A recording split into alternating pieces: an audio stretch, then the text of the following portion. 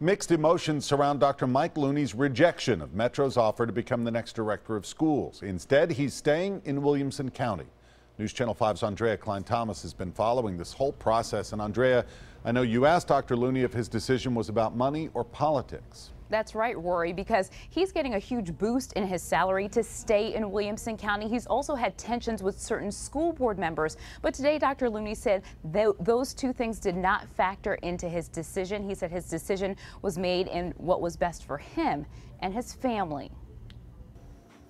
Balloons and posters adorn the walls at Williamson County School Board in support of Dr. Mike Looney's decision to stay with the district. You know, you don't know what you have until it's gone or is about to go away. It's a much different sentiment for the director of schools who just a few months ago had a petition with hundreds of signatures calling for his removal. I had over 5,000 contacts from individuals in the last couple of days asking me to stay the course with Williamson County Schools. Looney was on his way to become the next director of Metro Schools. He signed a letter of intent, and they even met all of his conditions, including the $285,000 salary request. I haven't slept in 3 days. During the wee hours of the morning, a change of heart. I am surprised and greatly disappointed. Gentry says the search process has to start all over again. We want the school board to take a look at now Dr. Angela Huff. But Looney's denial has ignited a push for Dr. Angela Huff, a Metro Schools graduate who board members liked but said was not ready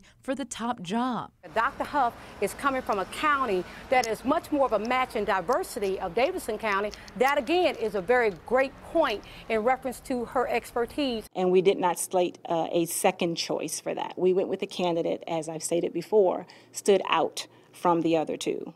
Metro Schools is left blindsided. I apologize for putting both communities through this process.